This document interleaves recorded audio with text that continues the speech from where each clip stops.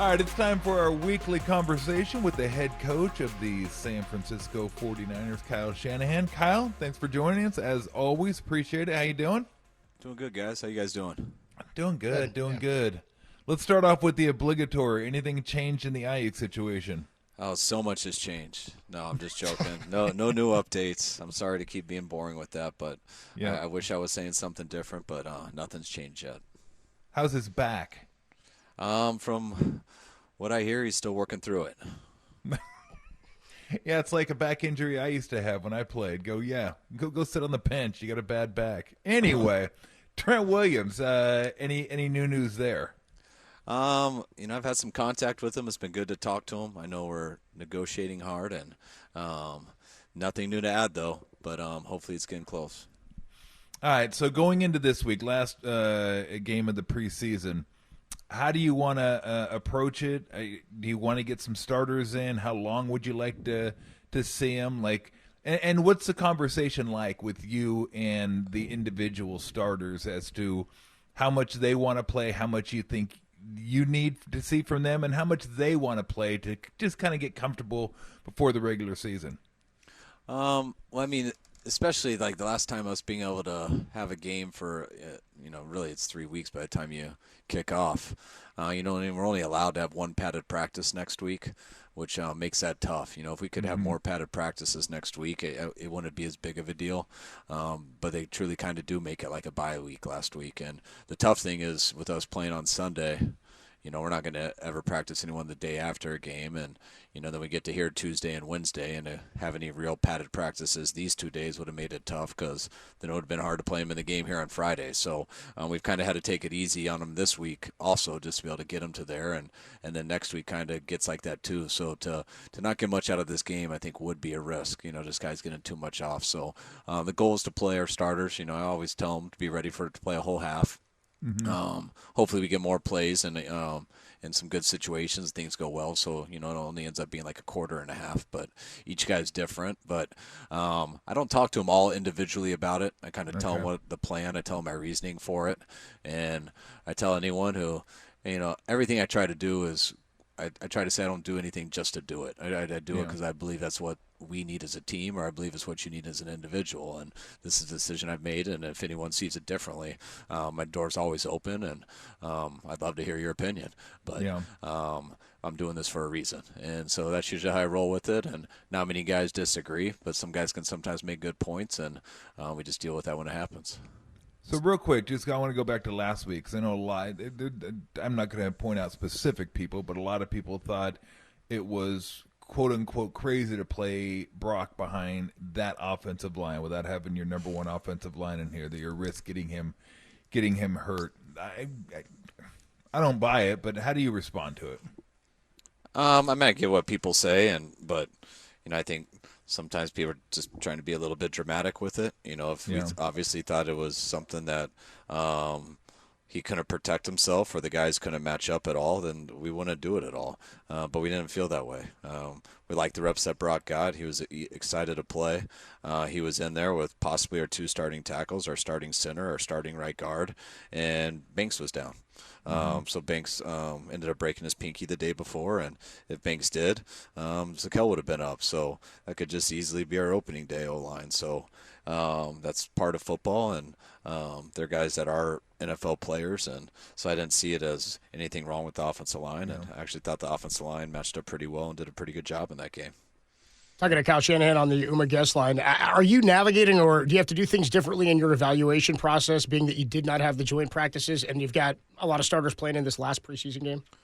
No, it hasn't changed anything up. It just, I will tell you, it got a little monotonous here, just going against the same defense and the same offense for every day and being on the same field, and just all that got a little bit old. It's always nice to kind of change it up. You get a burst of energy for about a day and a half, and then after that day and a half, you're like, man, we got to get out here. I'm sick of scrimmaging people. So that's really all we missed. I really wanted to do it after the whole week went. And I'm really glad that we didn't. Our team needed that. We've had a lot of guys down. We had to recover some and still get good work in. And we're able to orchestrate that versus ourselves a lot better than it would be trying to go do a joint practice somewhere else.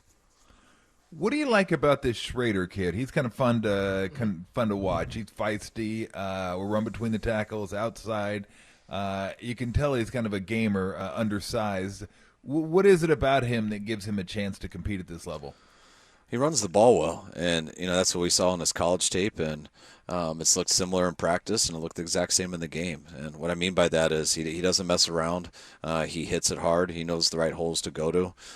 He doesn't skip a hole. He takes what the defense gives him, and when they give it to him, he takes it aggressively. So if they give him 3 yards, he takes it as fast as possible and usually turns it into 4 or 5. And when you got guys like that, and I call those kind of true running backs, that they help you call runs. It doesn't always have to be a perfect look. They're not going to mess around, and they help you move the chains, and they kind of help you stick with your calls and things like that. Because if you don't have that, and every time you block it for one and you get one, or you try to skip holes, looking for too many big plays, that happens 1 out of 10, and you get a lot of negative runs.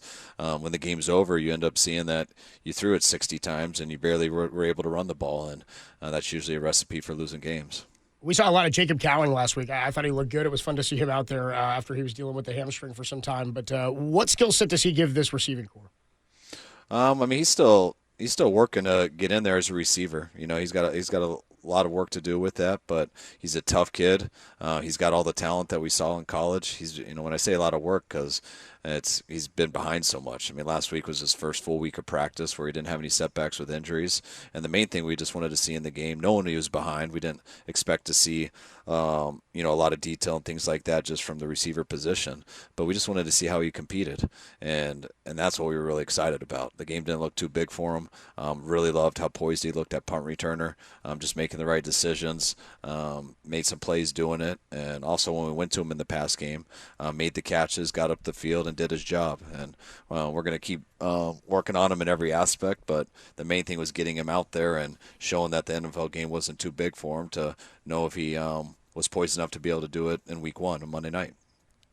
I'm sure you guys have gone through these, you specifically, but what are the contingency plans if Ayuk isn't able to play week 1 opposite of Debo? Well, that's what we got everyone competing for right now. We have Juwan, who's done a lot of good stuff for us here over the years. He's kind of, when guys are healthy, he's always majored as our slot receiver. But we've used him outside too. He's always been capable of being outside, and he's a guy that we'd like to, he's probably the first we would look to because, he has been our number 3 receiver since we've been here. And at times in some big moments, we've used him like a number 1 guy. Juwan's had, he's battling some, hip soreness and some ankle soreness right now, so he wasn't able to go last week. Chris Conley's had a hell of a camp. He came on strong for us last year, did a hell of a job for last year, and made a number of plays going into the playoffs, and in the Super Bowl. He's been on a lot of teams too where he's done it for a while. And then we got these rookies who are all pushing that I know will be there eventually, but they're a little behind the 8 ball with their injuries, but they're guys we believe in, guys who are made of the right stuff. And then we got a lot of depth here with just guys we brought in from other teams who have made other teams before. We have guys that have been on the back part of our roster that are trying still to do that again with Danny and Ronnie Bell and things like that. So we'll see how it plays out. We usually get 5 up for game day, and if BA's not there, we'll plan on using all of them. What have you liked from Josh Dobbs so far? I like that. I like how the fact of how he's looked in these games is how he looked last year playing against them. Yeah. Regardless of whether it goes perfect or not, he finds a way to move the chains and finds a way to win games. And that's what we liked about him the most when just evaluating him with the number of teams he played last year. That's how we felt getting ready to play against him before the Arizona game. And he's done that stuff in practice, and when he's gotten his opportunity in both of these games, he's run around and found a way to get us in the end zone. How's or I shouldn't say how is he looking, but what is the status of Hufanga? Huff's, it was huge getting cleared. The big thing was getting cleared by his doctor last week, which allowed him to really push it hard on football drills. That his knee was recovered enough to push that hard, and it was safe. And that's really what we've been doing with him since, I believe that was last Thursday. He's got a number of good days in. He's out there with the trainers where they are having him, they're simulating routes and having him do reactionary stuff, which is the last step into getting back to the practice field. And as long as this week and this weekend goes right, hopefully hopefully we can ease him into practice a little bit next week. And if he handles that and is able to ease in, then it gives him a better chance to be ready for week 1, or at least not start the season on pup. This just popped into my head because I was at the game Sunday and wondering about this. I've asked you about like clock management stuff in the past and challenges, and like there's no real practice. There's no combine for an NFL head coach to get better at that stuff. You kind of have to experience it. What went into your thought process, or what was the logic behind the challenge in the first quarter on Sunday? And is that something that you would do there in the regular season, or was this just I just wonder in a preseason game what the thought process is? There's not much different in the preseason as the regular season. I'll tell you at the end of it, the guy that we have in charge of watching the scoreboard or trying to get any film that he can upstairs told me at the end of it, hey, he needs preseason also. So I told him. There you go. Yeah. I said, you don't get preseason reps to embarrass the head coach. That's just don't do it, and then say you need the preseason because you missed one. Yeah. But don't do it unless you know. So, but sometimes you don't get to see it, and so if anyone did see it, it's fun because everyone lives in hope in those situations. So if it's on the defense, every defensive coach is going to be like, he was out of bounds, throw it. Everyone. But then when you really ask them if they know for sure, you kind of can tell they don't know. And so it's really hard. You try to train people that, because you're not going to see everything as a head coach. If you do see it, then you don't hesitate, you go.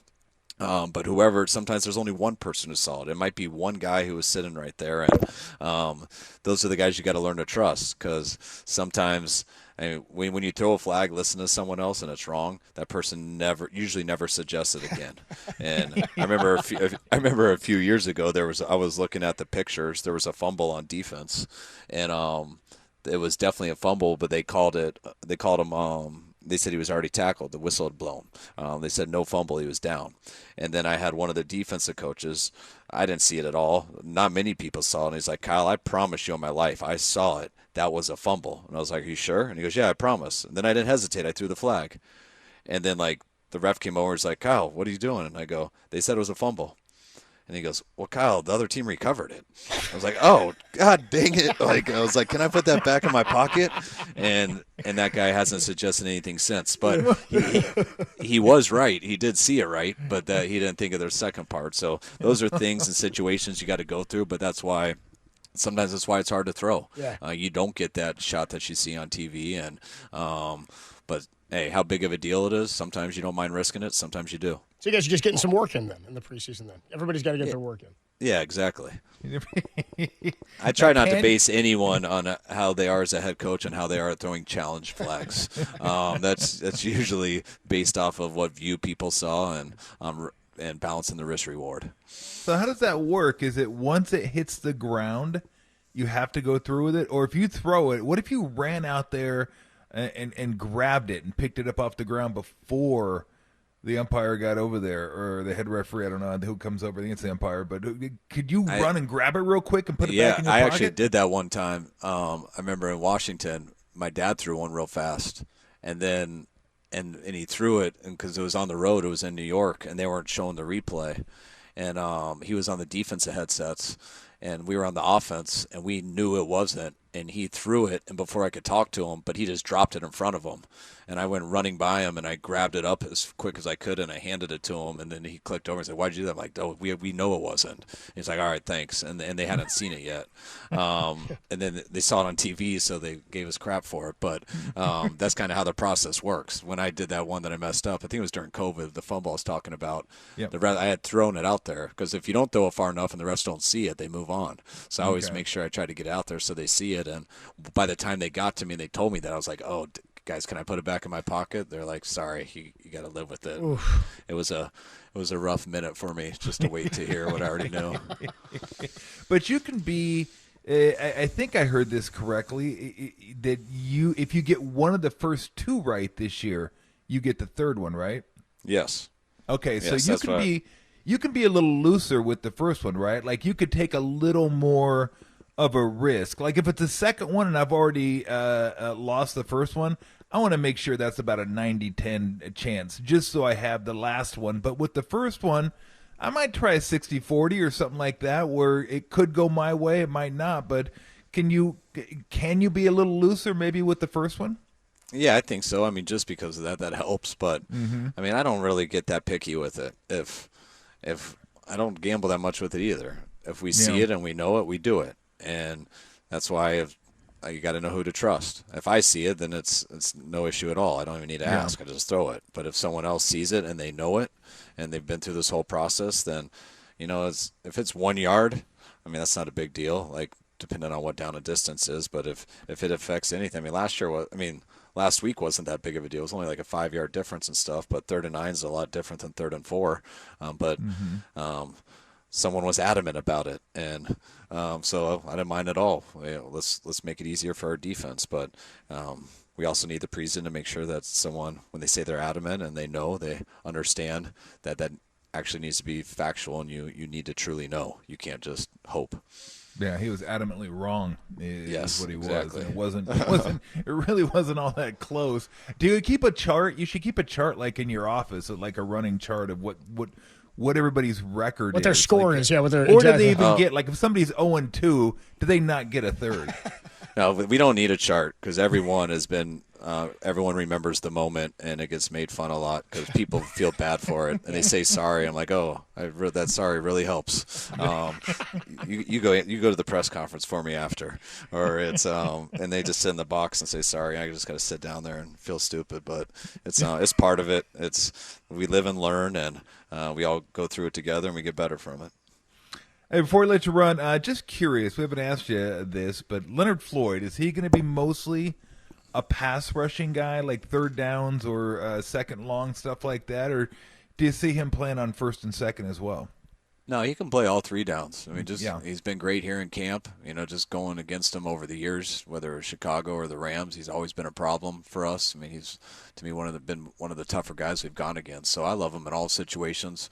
I also love Etor. I mean, Etor's had a hell of a camp. We brought him here for a reason. So I look at it as we have 3 starting defensive ends, and that's really kind of what we want. We want to keep those guys fresh. We like to kind of platoon our guys and rotate them, and you'll find out as the year goes, like who's more skilled in certain areas than others. But both of those guys bring value in the run game and the pass game. And last one, do you see Lenore as strictly an outside guy, or do you see him kind of bouncing back and forth? What do you think his role is going to be this year? Well, Demo's capable of doing both at a high level, which makes him such a good player. You need a corner on the outside, or it's a huge liability. And as long as you have that, then I love Demo inside because it gives him a chance to make more plays. Demo is so physical. He's such a football player. He can cover, but he plays kind of with a passion where he loves to run and hit. He loves to get after the ball and stuff, and I think that can be a little bit more fun inside, and he can have a little bit more impact. But you got to make sure that you're solid on the outside also. Coach, as always, we appreciate it. Hopefully get through the last preseason game unscathed, and we'll look forward to talking to you before the game against the Jets. All right, guys. Good talking to you. Thanks, Take care. Thanks, Coach. I appreciate it, man.